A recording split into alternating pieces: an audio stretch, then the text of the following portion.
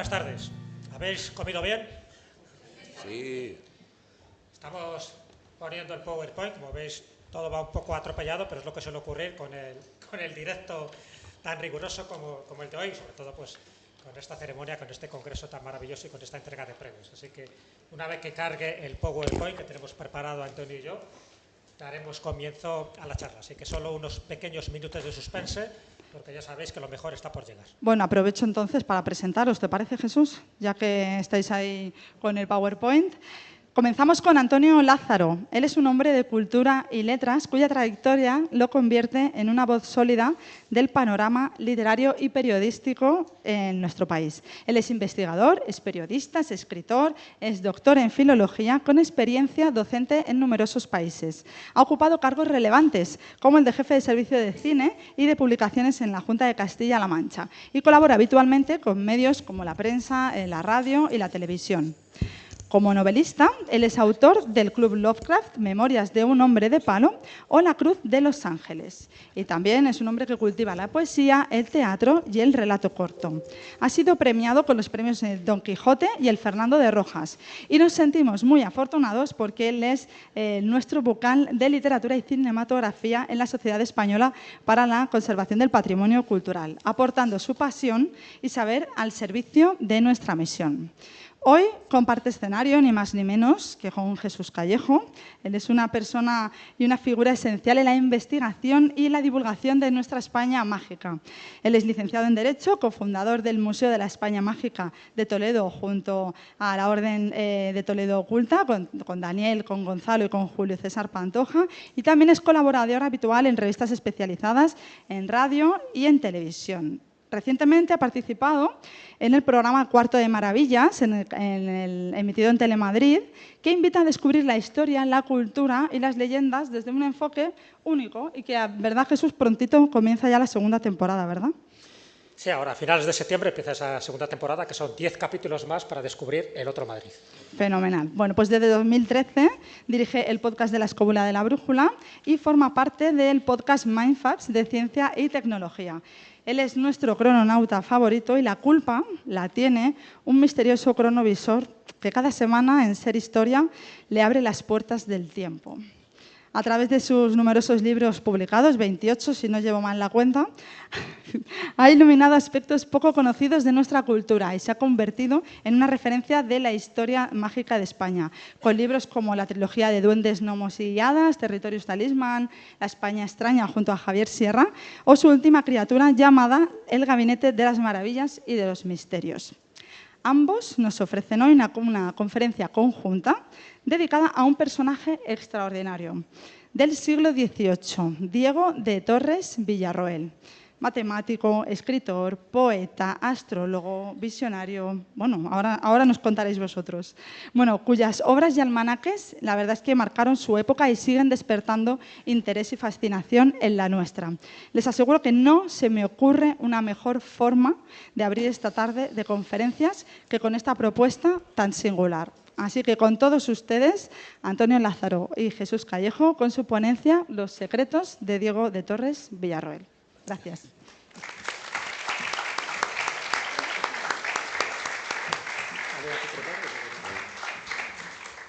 Muy buenas tardes. Es un gusto volver a concitarnos en este espacio, valga la redundancia una vez más, mágico, ¿no? del Castillo de San Servando, que por cierto fue mi primer, ahora que me acuerdo, de hace ya tanto de aquello, mi primer, digamos, hotel o hospedaje cuando llegué a Toledo con un destino laboral relacionado con la gestión cultural cuando arrancó la comunidad autónoma y hasta la fecha. Bueno, el tema de Torres Villarroel, dirán ustedes, ¿qué tiene que ver con Toledo Mágico? Con la magia todo, porque es un escritor fantástico. No sé si hemos documentado, yo no, quizá Jesús, un vínculo, un link directo con Toledo, de este escritor tan maravilloso como injustamente olvidado, que en mi opinión introdujo no oscuridad, porque se le suele considerar un epígono barroco, un quevedesco, trasladado o extrapolado a un siglo después. A mi juicio, lo que hace es iluminar un siglo que literariamente, no nos engañemos, fue bastante oscuro, como en las letras españolas, como es el XVIII. Un visionario, un tipo apasionante, cuyo panorama general lo va a sintetizar maravillosamente, seguro, el maestro Callejo, y yo me centraré en un manuscrito que los hados quisieron que pasara por mis manos, y ya anuncio, es una décima en la que pronosticó la Revolución Francesa el año de 1756, es decir, con 30 y tantos años de anticipo. Es la fecha, en 1720, que hay quien dice, oh, inexacto. No, todos sabemos que la Revolución Francesa fue un proceso de años, y de hecho 1720 marca un momento climático del proceso, pero no su desenlace, que podríamos situar en la decapitación por guillotina del monarca, y su delfín, como bien anticipa la décima de ese gran poeta, escritor, visionario, científico, astrólogo, que fue Diego Torres Villarroel. Así que espero que disfruten con nosotros de esta charla, y la dejo en manos de Jesús. No. Vamos a dar la charla a la limón, evidentemente. Cualquier cosa que yo vaya comentando, y he traído un PowerPoint, que ya sabéis que las imágenes siempre ayudan para digerir mejor todo este tipo de información, y sobre todo para dar a conocer a alguien que injustamente ha sido desconocido. Y no entendemos muy bien por qué. Bueno, yo sí, porque era español. O sea, a lo mejor si hubiera sido francés o británico, pues si lo hubiera reconocido más. Pero bueno, tenemos esa mala costumbre en España, que a los genios los dejamos olvidados, les metemos en el baúl de los recuerdos, y de vez en cuando conviene sacarlos, desempolvarlos y comentar sus hazañas, sus aventuras y también sus desventuras. Y antes de empezar con la figura de Diego de Torres Villarroel, que en fin, ya ha hecho un prólogo perfecto, Antonio, para ponernos en situación, os quería comentar que, claro, estamos en un congreso de Toledo Ciudad Mágica, y cada vez que vengo a Toledo pasan cosas maravillosas.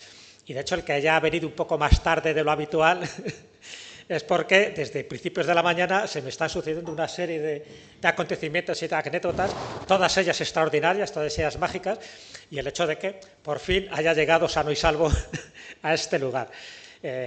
He estado dando una charla esta mañana, también una entrevista en el Museo de la España Mágica. Ya sabéis que es ese receptáculo que tiene esa atmósfera perfecta, preciosa y precisa, donde se recogen multitud de objetos mágicos que tienen que ver con nuestro pensamiento y con nuestras tradiciones y nuestros rituales. Y bueno, pues allí se han dado una serie de peripecias, hasta el punto de que me he tenido que poner esta camiseta de allí, que no era la habitual, pero estas sincronicidades, estos guiños que hace el destino, y sobre todo la alineación de los astros, y ahora que vamos a hablar de Diego de Torres Villarroel, la astrología tiene mucho que ver, pues ha hecho de que venga de esta guisa. Y cuando ya vengo pillado de tiempo, justo ya me dan la llave para entrar en mi habitación, la llave no entra ni sale, no hay forma de abrir la habitación, tengo que bajar 2 veces porque estoy en el segundo piso y en el último lugar del pasillo, o sea que hay un recorrido considerable. Tengo que bajar para que me vuelvan otra vez a activar la llave, por fin ya puedo abrir la habitación, y cuál es mi sorpresa, que me encuentro que está lleno de maletas y con las camas deshechas. Digo, no sé si esto es una orgía, que me estaban esperando. Vuelta a bajar otra vez los 2 pisos, gestionando a ver a quién corresponde esa habitación, por qué no se ha ido, si hay alguna entidad fantasmal en el interior. Y en fin, entre dimes y diretes, al final me he tenido que dar otra, que yo no sabía que existía en el Castillo de San Servando, pero que os puedo decir que es dieciochesca, es del siglo XVIII, y que es una preciosidad. Y burlando, pues aquí al final estoy con vosotros para dar esta charla. Así que, como veis, solo os cuento para que veáis cómo los acontecimientos y cómo ciertas cosas ocurren precisamente para eso, para darle importancia y significado a este momento tan especial, único, inconfundible e irrepetible. Es la primera vez que vamos a dar la charla, posiblemente daremos más veces la charla, pero nunca va a ser igual. Esto es algo irrepetible, y todos vamos a tener ese privilegio de estar en el espacio, en el tiempo y en el ahora, para disfrutar de un personaje que ya entro en él, porque el tiempo es muy limitado, pero entro en él ya de hoz y de cod, aunque ya Antonio ha comentado una serie de premisas. ¿Pero por qué Diego de Torres Villarroel? Es verdad que el siglo XVIII es un siglo no demasiado brillante a nivel de literatura. Viene precedido por el siglo de oro, donde, en fin, tuvimos a nuestros grandes escritores, y claro, mejorar eso era un poco complicado. Pero bueno, como quiero que esto sea interactivo, yo sé que es la hora de la siesta, sé que alguno tendrá la tentación de echar una cabezadilla, que a nadie se le ocurra echar una cabezadilla porque os estoy vigilando. Con el ojo de Sauron. Pero si hablamos de la literatura del siglo XVIII, es cierto que, claro, si decimos del XVII, del siglo de oro, pues rápidamente, Quevedo, Cervantes, Lope de Vega. Pero del XVIII, ¿alguien de los presentes es capaz de decirme un autor que no sea Diego de Torres Villarroel? ¿Algún escritor? ¿Hay un sonido de grillos? Cri, cri, cri. Siglo XVIII, ¿algún escritor español?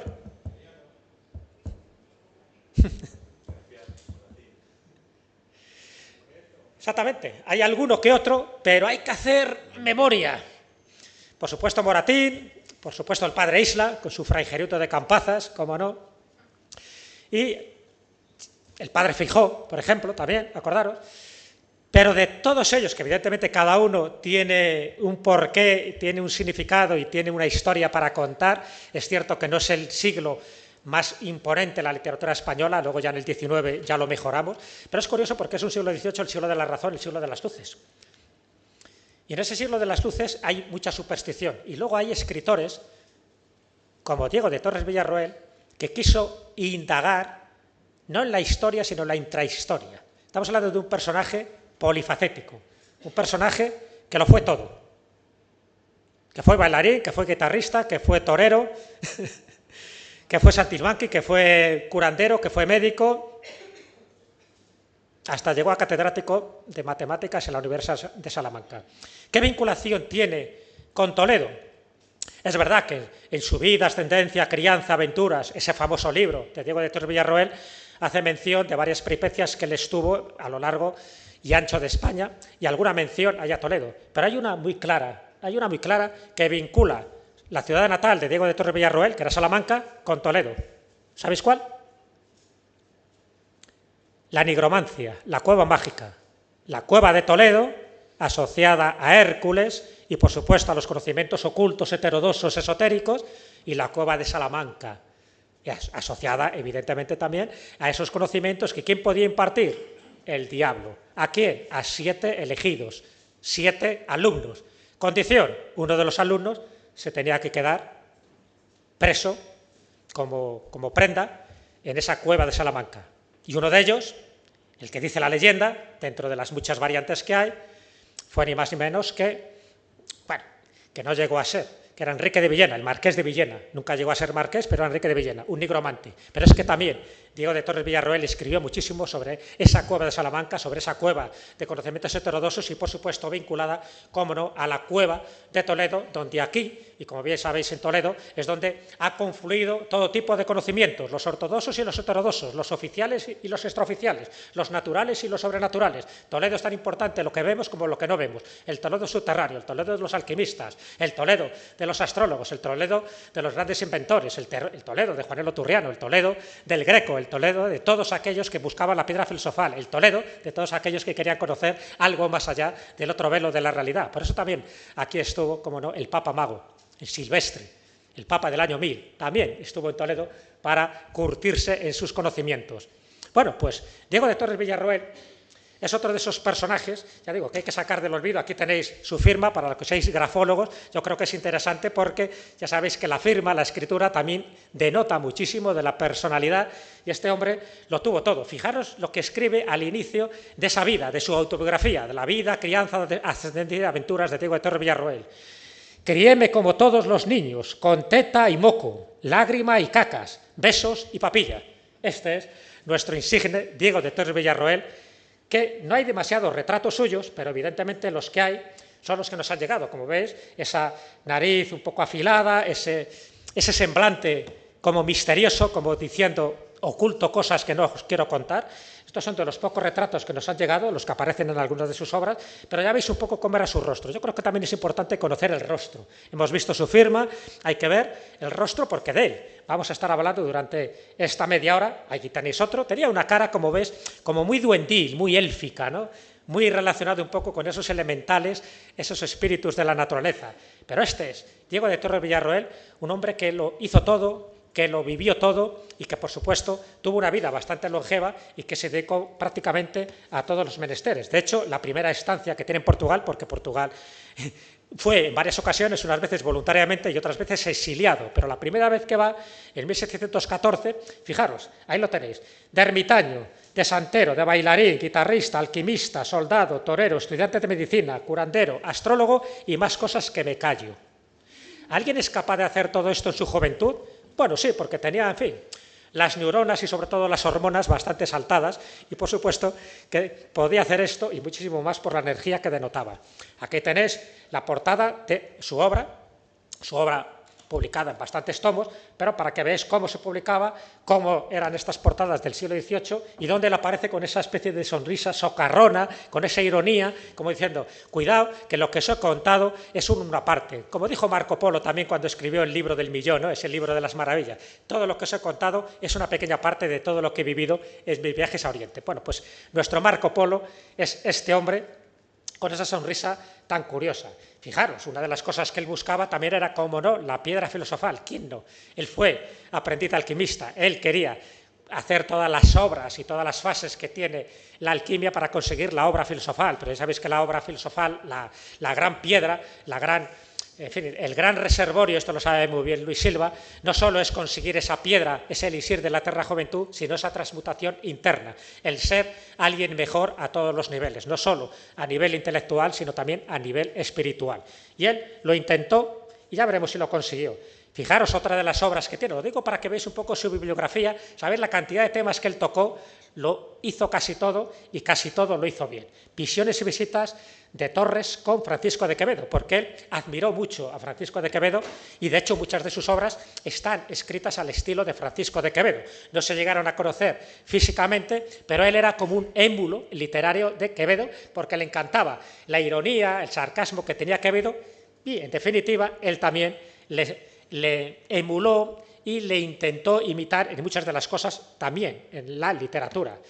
Fijaros, otro sería este Correo del Otro Mundo o este Sacudimiento de Mentecatos, porque él también fue un fustigador. Él se dio cuenta, si él viviera en esta época, estaría encantado, porque él iba en contra de los mentirosos, de los mentecatos, de los corruptos, de aquellos que aparentan ser una cosa y luego son otras. Claro, así le fue, también le dieron palos por todos los sitios. En el Correo del Otro Mundo, perdón, lo que hace... Hay agua por ahí, ¿no? Así, sí. Acércame un poco de agua si eres tan amable. En el Correo del Otro Mundo, lo que hace es cartearse con gente que ya ha muerto, para que le cuenten cosas desde el otro lado y cómo vería la realidad alguien que ya ha trascendido. Entonces, ese Correo de Otro Mundo, con personajes, algunos conocidos, otros no conocidos, va carteándose. Pero fijaros lo que pone en el prólogo de este Correo del Otro Mundo. Estamos hablando de una obra de 1725. Yo no escribo para que aprendas, ojo, ni te aproveches ni te hagas docto, pues a mí, ¿qué se me da que tú seas estudiante o albañil? Yo escribo porque no tengo dinero ni dónde sacarlo. Ahí lo tienes, con un par. Un buscavidas, tenía que buscarse la vida y tenía que utilizar todos sus conocimientos y su picardía para ganar dinero. Don Antonio, ¿conocías alguna de estas obras? Me imagino que has leído algo de Diego Torres Peñarol antes de entrar en su faceta de astrólogo. Decir que en la época que yo estudié la carrera de letras, de filología, el único libro que seriamente se abordaba era la vida de la autobiografía, que se solía encuadrar en una especie de epígono de la picaresca, del género picaresco. Hay que decir que callaría muchas cosas, pero es de suponer que también se debió inventar muchas otras. Hombre, claro, era un pícaro. Era un tipo imaginativo y fantástico. Y decir que el título de esta conferencia, Los secretos, es curioso porque es un secreto a voces, esos secretos que guarda y que nos va a desvelar Jesús y que en una parte, la relativa al almanaque y al pronóstico, intentaré yo también arrojar algo de luz. Sin embargo, él fue de un torrencial y de un prolífico increíble. Fue una verdadera celebrity en su tiempo y consiguió algo que luego lo ensayaría Galdós un siglo después, con la aventura de los episodios nacionales, en que se arruinó, que fue el vender su propia obra. Él hizo una especie de empresa familiar en Salamanca, él tenía a su cargo, por lo que yo recuerdo de su biografía, no sé si era célibe, o sea, no se casó, o por lo menos hijos no tuvo. No se casó, pero creo que conoció maritalmente a alguna que otra. Conoció a hembra, ¿no? Sí. Ya respiro tranquilo. Él era hijo de librero, no lo olvidemos. Por lo tanto, ya desde pequeño se educó dentro de un mundo cultural. Ya digo que él lo quería saber todo, quería toquetear todo y evidentemente las hembras también formaban parte de ello. Pues él, cuando ya fue una persona con cierto estatus, cogió las riendas de su familia, que era súper prolífica, sobrinos y tal, y los mantuvo a todos. Pero claro, los puso a trabajar. Entonces, era una familia de 18 hijos, 18 hijos. Sí, hizo un negocio editorial y el segundo de a bordo, Isidoro, que es un personaje importante que luego jugará en lo que es, vamos a decir así, mi décima, que ya no es mía, en el sentido de propiedad, pero bueno, que yo la perité y tal. Y este Isidoro fue muy importante porque era el que hacía sus almanaques.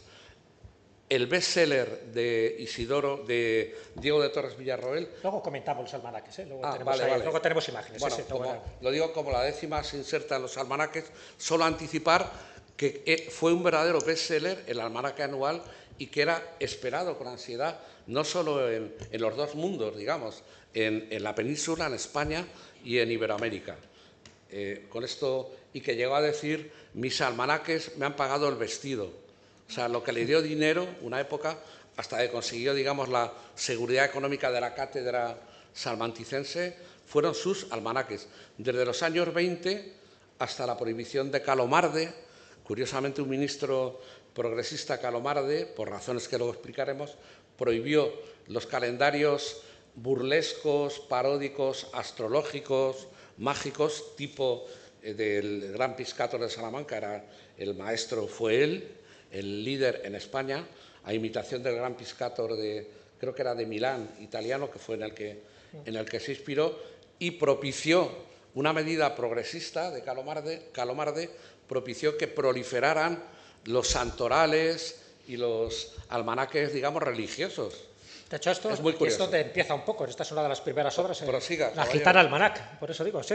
A ver, dentro de los muchos aspectos que tiene de Torres Villarroel, estamos apuntando por encima algunos, pero evidentemente uno de ellos era como astrólogo, está claro. Ya sabéis que la astrología en aquella época, estamos hablando del 18, que ya es un siglo muy avanzado, pero la astrología y la astronomía, ahí es cuando se empiezan a separar, ahí es cuando se empiezan a diferenciar. Hasta ese momento, un astrólogo sabía de astronomía, perfectamente conocía toda la esfera celeste, así que sus conocimientos eran muy abundantes. Quiere decir que conocía perfectamente todo lo que son los astros, sabe diferenciar perfectamente un satélite de un cometa, de un asteroide.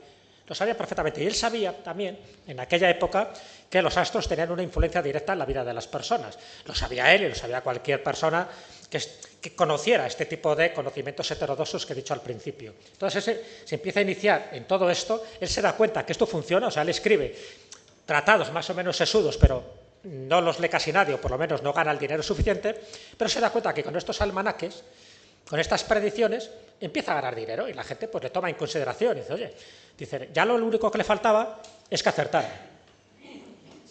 Entonces, la Gitana Almanac, ¿ves? Estos pronósticos y diarios de cuarto de la luna, evidentemente estaba siempre en función de los aspectos astrológicos, de la cercanía o de la oposición que tienen los astros, pero también de las fases de la luna.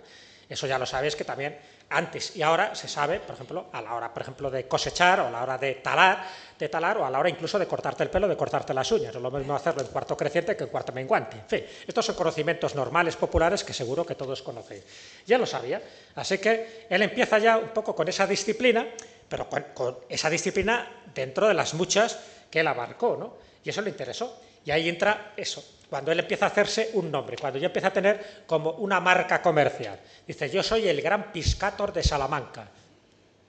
De Salamanca, evidente, porque era su ciudad natal.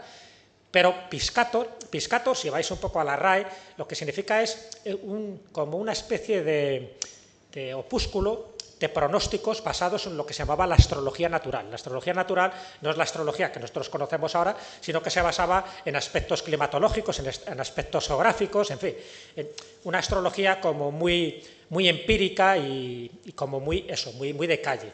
Y él se basa en eso, entonces por eso él se utiliza el Piscator. Y lo de gran, porque él se consideraba grande. Dice, hombre, aquí yo me conozco más que nadie lo que va a ocurrir y sobre todo conozco, porque es verdad que él tenía un conocimiento profundo, todo lo que influye en los astros, incluso los eclipses, los cometas, en acontecimientos mundiales. Él sabía que determinados nacimientos, muertes, batallas, eventos bélicos o terremotos estaban concatenados con determinados aspectos astrológicos. Y entonces él, ni corto ni perezoso, estamos hablando del año 1724, pronostica algo que en aquel momento nadie conocía, que era la muerte de Luis I. Luis I el Breve. ¿Sabéis quién era Luis I? Es el monarca que menos ha reinado en España, 229 días. Felipe V, ya sabéis que es el monarca, que es el que más ha reinado, ni más ni menos que 49 años, pero en 2 periodos. Él reina, es el primer Borbón, después de la Guerra de Sucesión, es el primer Borbón, pero sabéis que este monarca al final acaba como las maracas de Machín, es decir, acaba grillado, loco, total, en fin, haciendo excentricidades por todo. Y él abdica. ¿Y él abdica en quién? En su hijo Luis I. Entonces en ese momento dice, bueno, pues sangre joven, sangre fresca, qué bien. Y no se le ocurre otra cosa a Diego de Torres Villarroel que pronosticar que el monarca, sin decir exactamente que era Luis I, iba a tener una muerte temprana. Fijaros lo que él pone en este almanaque, dentro de ese gran Piscator de Salamanca, de estos opúsculos que él sacaba. Se muda al teatro en Salón Regio, muertes de repente que provienen de sofocaciones del corazón y algunas fiebres sinocales con delirio. Claro, fijaros lo que está hablando, el Salón Regio, está hablando de alguien real, de alguien de la monarquía. Por entonces, Luis I había sido nombrado monarca. Nadie pensaba que iba a durar lo que iba a durar, 229 días, unos pocos meses, y que muere de viruela. La viruela viene precedida de unas fiebres muy altas. Y justo cuando él muere, el 31 de agosto de 1724, y este pronóstico lo había hecho unos meses antes, la gente se quita el sombrero y dice, don Diego, chapó, va a ser verdad que tienes poderes. Y efectivamente, esto ya le dio como la carta de visita, la carta de presentación, se le abrieron las puertas de par en par para decir, este tío sabe, este tío acierta, el gran Piscator de Salamanca. Y él hace así, dice, jeje, ¿qué os pensabais? Aprendices. Y en ese momento hace más predicciones. Don Antonio. Pues efectivamente el prestigio en los almanaques, bueno, completar un poco tu información en el sentido de que el almanaque de Torres Villarroel, de nuestro Piscator salmantino, no era un opúsculo, era todo un tocho, un libro, e incluía cantidad de cuentos, chascarrillos, poemas, generalmente de tipo burlesco, junto con los pronósticos relativos a cosechas, fases de la luna, sucesos, como bien ha dicho Jesús, tanto de índole de política internacional como nacional, etcétera. ¿Y qué hacía Torres Villarroel de repente, un catedrático, un académico, en un siglo que ya había estigmatizado y excluido la astrología del rango académico superior, como no ciencia, como superstición? Ahí tenemos a Feijoo. Sí, a partir de ese siglo. Y Feijoo es el que fustiga todo este tipo de supersticiones. Exacto. ¿Y qué truco utiliza de autoprotección para esa aparente esquizofrenia canalizarla nuestro Torres Villarroel? Pues burlarse en los poemios y textos prologales, decirle al lector que él lo que quiere es entretenerle, que no hagan caso de las fábulas que pronostica, de las cosas, los delirios que preconiza, etc., etc. Es un mecanismo de autodefensa. Exacto. Pero decir, no sé si vas a hablar después, seguro que sí, de la otra gran... Porque tuvo 3 sonados. Exactamente. Luego hablaremos de la 10ª, pero antes de la 10ª... No de la 10ª, previo a la 10ª... Antes del motín de Esquilache. Del motín de Esquilache. Efectivamente, sabía que me lo ibas a decir. Sí. Mira qué casualidad. He traído la foto. Para no pisarnos. No, cuéntalo, por eso decía. También él pronostica el motín de Esquilache. Sí. Que hay una obra de Buero Vallejo, ahora no recuerdo, sí.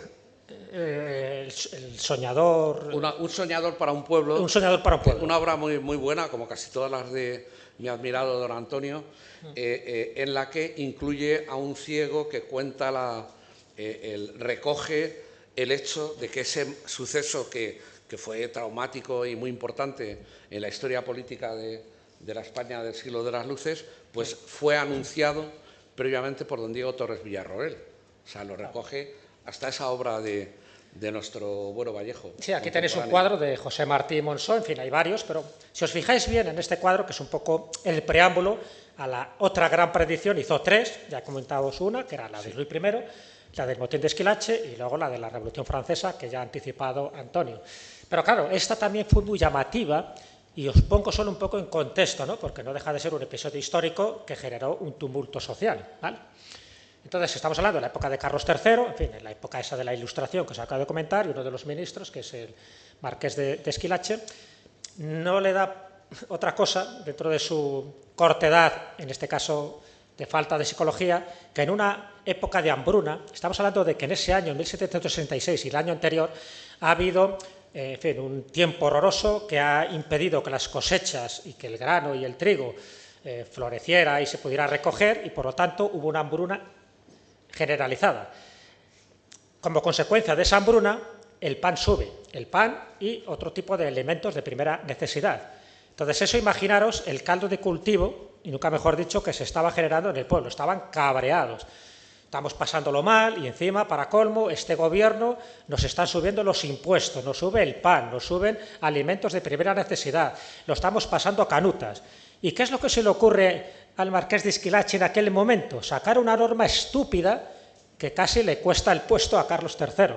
Dice, venga, voy a crear una norma porque hay mucha delincuencia, claro, el hambre genera también eso, hay mucha delincuencia, entonces todo lo que sean capas largas las hacemos capas cortas. ¿Por qué? Porque así nadie puede esconder la ropera, puede esconder la espada. Y los sombreros de ala ancha, que eran los chambergos, los cortamos para que se pueda ver el rostro de la persona. Imaginaros, en un momento de cabreo, en un momento de hambre, en un momento de necesidad, que te venga este y te diga que ahora las capas hay que cortarlas con el estipendio que eso genera, con el dinero que eso genera, y que los chambergos hay que quitarlos y comprarse unos sombreritos más cortos para que te identifiquen la cara. Pues eso fue el motín de Esquilache. Es decir, en un momento poco propicio para que eso se generara, porque si tú quieres, en fin, pillar a los delincuentes, tienes otra forma de pillarles y no exactamente porque tienes que cortar las capas y tienes que cortar también los sombreros de ala ancha. Bueno, pues eso lo pronosticó ni más ni menos que Diego de Torres Villarroel y pum, acertó.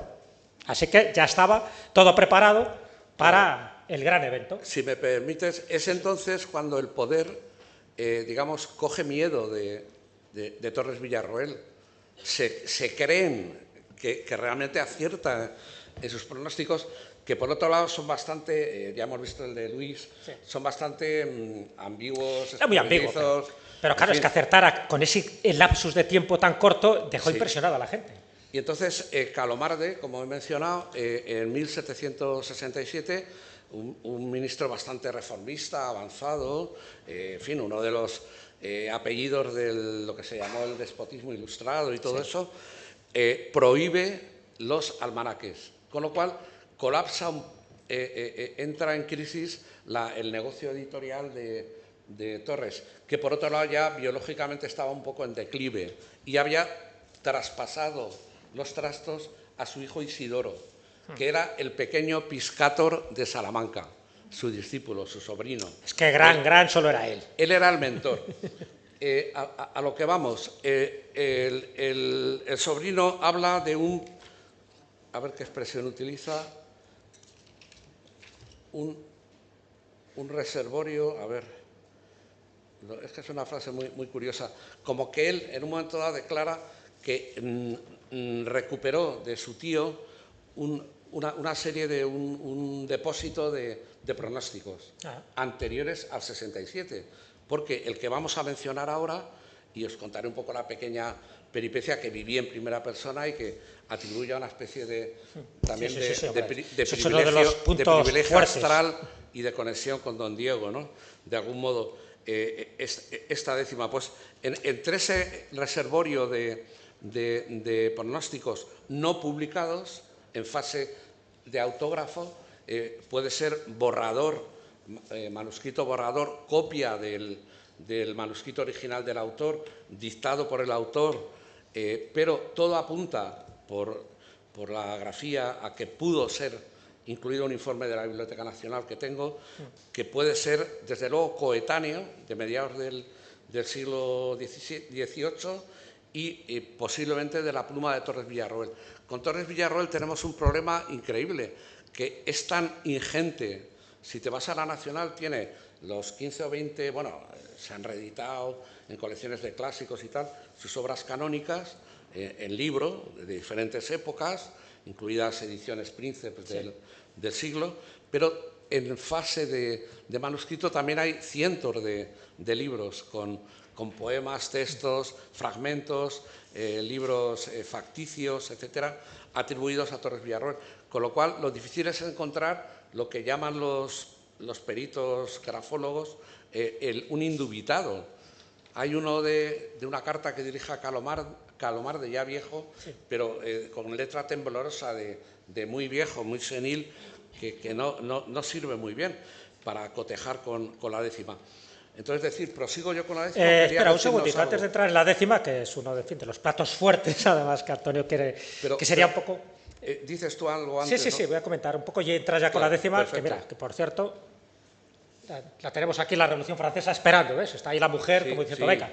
Pero antes de eso, digo, si nos vamos a este año, donde justo él pronostica la muerte de Luis I, en 1724, lo digo para que veáis un poco lo variopinto que era Diego de Torres Villarroel, para no centrarnos solo exclusivamente en su parte astrológica de Gran Piscato. Justo este año, en 1724, dentro de las muchas actividades que hacía este hombre, en ese año, que las estaba pasando canutas a nivel económico, también le estaba pasando hambre, se dedica a ser un cazador de duendes. Otros dirán un cazafantasmas. Y os lo digo. ¿En qué consistía? De una forma rápida, porque fue justo en el 1724. Ahí si Sol Blanco conociera en esta época a Diego de Torres Villarroel. Resulta que él iba paseando por la calle Atocha en aquel momento, pensando y preguntándose qué haría él para salir de esta triste miseria, cuando se encuentra con el criado de la Condesa de los Arcos. La Condesa de los Arcos en aquel momento tenía un palacio en la calle Fuencarral, un palacio que actualmente no existe. Y entonces Julián Casquero, que así se llamaba el criado de la Condesa de los Arcos, dice, hombre, don Diego, menos mal que le he encontrado, porque no veas qué sofoco tengo y qué sofoco tiene la Condesa de los Arcos. Dice, ¿por qué? Vive Dios, voto a bríos. ¿Qué ha pasado?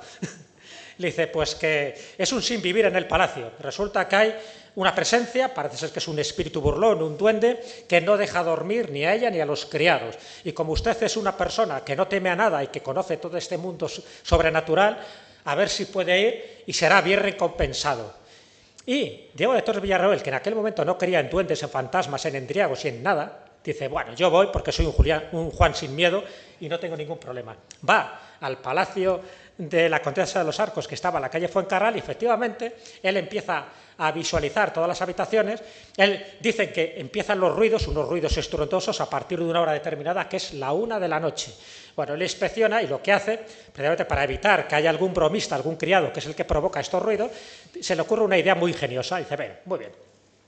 Los criados dormían allí, estamos hablando de 20 personas que estaban al servicio de la Condesa de los Arcos. Todas las camas de todas las habitaciones, venga, los lacayos, coger las camas y me las colocáis en el centro del salón principal, todas. Y vais a dormir todos esta noche. Todos, hombres, mujeres, todos allí. ¿Por qué? Porque quiero las habitaciones vacías y comprobar que nadie está produciendo esos estruendos y esos fenómenos paranormales, ¿vale? Ya voy. Y estoy en la primera parte. Bueno, vamos rápidamente de tiempo. ¿Qué ocurre? Él está durante 11 noches vigilando, porque cada noche a la 1 de la madrugada y hasta las 3:30 de la madrugada se producen unos ruidos ensordecedores, los cuadros gigantescos caen de sus argollas sin que la argolla ni la alcayata se desprendan, pero se caen, donde los hachones que él llevaba, esas velas grandes, se apagaban de una forma sistemática, donde puertas que estaban cerradas con llaves se abrían. Y él, después de 11 noches y todo el mundo aterrorizado, tiene que reconocer que es verdad que no creía en duendes, pero que en aquel momento él tiene que asumir, él y la Condesa de los Arcos y, por supuesto, todos los criados, que él no encontró nadie que fuera físico y visible que produjera aquello. Nunca llegó a ver a ningún duende, ningún fantasma, pero él se dio cuenta de que aquello no lo producía una mano humana, que aquello era algo sobrenatural y que no tenía explicación. Conclusión, la marquesa de los Arcos se fue del Palacio de Fuencarral y se fue a otro lugar. Eso para que veáis cómo era Diego de Torres Villarroel, cazafantasmas, entre otras cosas. Y aquí ya tenemos, ya con el poco tiempo que queda... ¿Lo del UFO no lo cuentas? Bueno, brevemente. Fue para mí mi primer ufólogo, lo que pasa es que no va a dar tiempo, pero lo cuento de una forma muy rápida. A ver, voy rápido porque tengo también fotos. Luego comentamos lo de la 10ª, ¿vale? Que como ves lo tenemos documentado todo. Pero aquí tenéis nuestro primer ufólogo, para mí sin ningún tipo de duda. Él llegó a ver en 3 ocasiones 3 fenómenos aéreos anómalos en el cielo. Estamos hablando de que era catedrático de matemáticas de la Universidad de Salamanca. Era alguien que conocía perfectamente el cielo. Era alguien que conocía la bóveda celeste. Era alguien que sabía distinguir un cometa de un asteroide, en fin, de un eclipse y de cualquier fenómeno aéreo que os podéis imaginar. Aún así, él tuvo que afirmar, y aquí tenéis una de las obras, que es Juicio y pronóstico del globo, donde vio 3 columnas de fuego que subían, bajaban, que cambiaba de color, con globos que circundaban, una especie como de esferas luminosas que circundaban estas columnas, y no solo fue una vez, sino que en 3 ocasiones, aquí tenéis un opúsculo donde él lo cuenta, pero en 3 ocasiones lo llegó a ver. Aquí lo tenéis, 3 fenómenos aéreos extraños. En 1726, lo tenéis ahí resumido, bueno, como esto se está grabando, luego lo podéis ver tranquilamente en casa, en 1730 y en 1737. Cada uno siempre con... incluso duraban hasta 5 horas distintas. Imaginaros, por ejemplo, el último, un fantasmón aéreo durante una tormenta, ráfagas inflamadas, en fin, cosas que él nunca había visto en la vida y que dejaba a todo el mundo sorprendido. Algunas veces eran objetos, otras eran llamaradas, a veces eran luces que tenían un comportamiento inteligente, en fin, lo que hoy actualmente llamaríamos fenómenos aéreos anómalos, esos FANIs o OVNIs como se llamaban antiguamente. Así que entre todo el currículum de Diego de Torres Villarroel hay que añadir también que fue nuestro primer ufólogo de salón y constató claramente que en el cielo de vez en cuando se ven cosas muy extrañas, cosas que hasta el propio Carl Gustav Jung determinaría que forman parte de ese inconsciente colectivo. Y nos vamos ya a la 10ª. Sí. Paso para Pon la allá. anterior, que es la auténtica. Este es el... No, esta. Esta. No, ahí es igual. Bueno, brevemente, porque ya vamos mal de tiempo, ya veo que nos van a avisar. En los años 90 hubo una época que trabajé peritando textos para un anticuario de Madrid. Entonces llegó a mis manos esta curiosísima 10ª.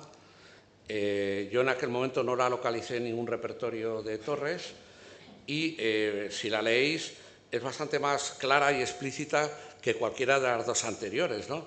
Cuando cantes 1000 cantares, con los 300 doblados y 50 duplicados, con los 9 dieces o dieces más, entonces tú lo verás, mísera Francia, te espera la calamidad primera, con tu rey y tu delfín, y con esto tendrá fin tu mayor gloria primera. Es como una serendipia, en el margen hay unas cuentas que sumadas darían 1700... Ahí tienes el cálculo, ahí está hecho. Si hacemos los cálculos... No, ¿sabe lo que pasa? Que esa ya es otra... No, ya, he puesto las dos versiones. Sí. La falsa y la auténtica.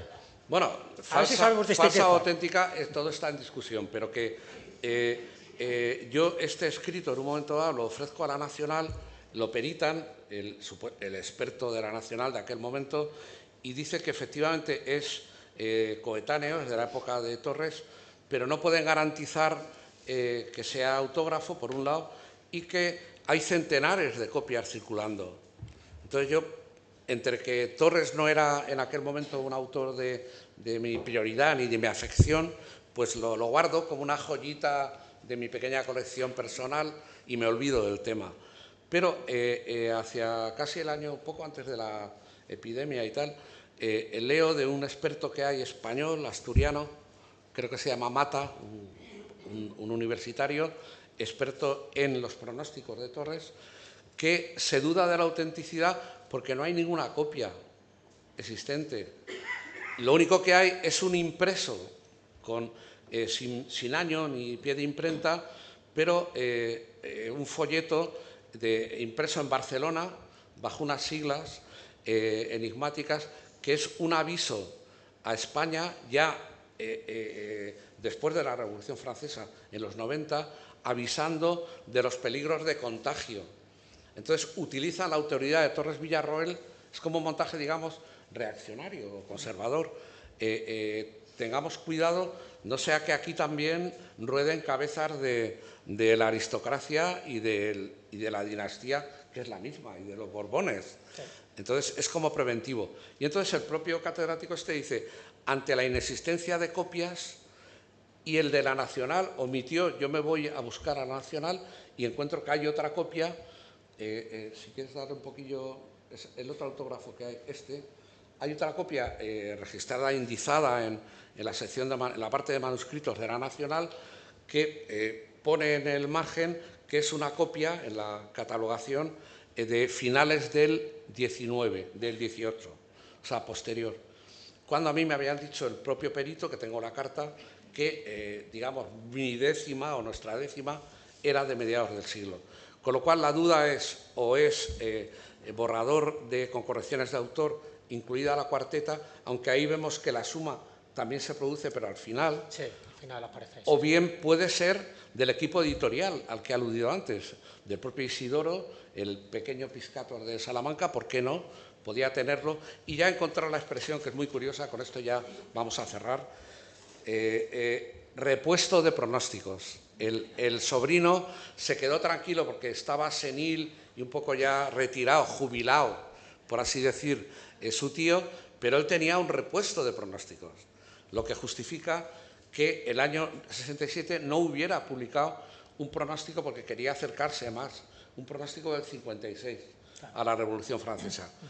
Decir simplemente que la repercusión que tuvo, yo intenté, hay un artículo en ABC Nacional, que yo soy colaborador regular, pero del ABC de Castilla-La Mancha, y en este caso rebotaron a Nacional. Aparece en Toledo el manuscrito que pronosticó la Revolución Francesa con 33 años de antelación. Yo intenté subastarlo, no yo, vamos, a través de una conocida casa de subastas de libros antiguos y manuscritos de Madrid, pero era el año del infausto del COVID y tal. 2020. Me dieron como excusa eso y lo triste es que no solo no se vendió, sino que nadie pujó. Yo pensé que tendría cierta repercusión internacional, por lo menos bilateral, con el Instituto Francés o algún coleccionista de asuntos de la Revolución, y no tuvo eco. Bueno, lo curioso es que recibí cientos de llamadas, pero un poco el tribalismo o el localismo español, ¿no?, de emisoras, de periódicos, de medios de Castilla y León y de Salamanca. O sea, donde siguen honrando a... ¿Podías poner para cerrar, si aparte de lo que tengas tú que decir, la cabeza de Torres, esa que pusiste en el PowerPoint? La primera. La escultura. ¿La de? La escultura de Torres. Ah, sí, ahora, sí. Eso es muy curioso. Pero cerramos con él. Sí, un poco ya para terminar. Como colofón, porque la señora Luchoro nos está ya... Sí. Y avisando. No veas Luchoro cuando se pone Luchoro. No, pero es lógico, hay más charlas, hemos empezado un poco más tarde por las razones que ya conocéis, así que lo único, aparte de lo que acaba de comentar Antonio, solo os voy a comentar a modo de conclusión lo que no vais a escuchar, lo que no vais a conocer, porque no nos va a dar tiempo. Sencillamente, la parte ufológica ya la he comentado por encima, ahí nos tenéis sus opúsculos, incluso os puse textos donde claramente describe cómo es el fenómeno, en más noticias donde él cuenta este tipo de historias, el famoso camino de Torres, para hacer el Camino de Santiago, que él se inventó uno, de eso no voy a hablar, no lo vais a conocer, ¿qué le vamos a hacer? De la Cueva de Salamanca, de lo que él contaba de la Cueva de Salamanca, tampoco os voy a comentar nada. Por cierto, ahí estaba yo, te parece un duende metido en la Cueva de Salamanca, donde él tenía mucho que ver, y justo en esta Cueva de Salamanca, en la entrada, es donde aparece lo que decía Antonio. Ahí tenéis ese busto tan extraño, parece tan maquiavélico, tan demoníaco. Este busto es el de Diego de Torres Villarroel, que no por casualidad la han colocado justo en la entrada de esa cueva de Salamanca, esa cueva donde os decía que daba enseñanza al diablo a 7 y solo se tenía que quedar uno.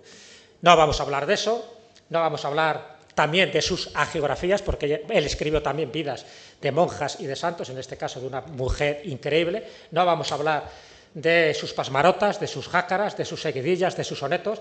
No vamos a leer esta seguidilla, no vamos a hablar de su zarzuela, la única zarzuela que escribió, que es algo muy desconocido, pero también escribió. No vamos a hablar de ello. Por supuesto, no vamos a comentar la confusión y vicios de la corte, porque a lo mejor alguno haría una referencia actual. No vamos a contar que también estuvo en Estepona le han hecho un homenaje, donde él también pasó por allí, así que lo contaremos en otro momento. No vamos a contar que al final, por suscripción popular, llegó a publicar todas sus obras, lo cual es algo insólito en el siglo XVIII que alguien pudiera hacer esto. No vamos a comentar todas esas aventuras con los duendes. No vamos a contar qué trata a los desahuciados del mundo y de la gloria, os vais a quedar con las ganas. Por supuesto, no vamos a hablar de su testamento, o sí, con esto terminamos porque lo dice al final. Fijaros qué sentido del humor, qué socarrón eres, él muere a los 77 años, cuando dice lo que quiere para su tumba. Este túmulo que espanta del gran Piscator es tumba, tente peregrino y zumba, pasa pasajero y canta, sea tu rechifla tanta que silbes hasta no más, y si carcajadas das, hoy te permite el teatro que en cabeza de estos cuatro te rías de los demás. Muchísimas gracias.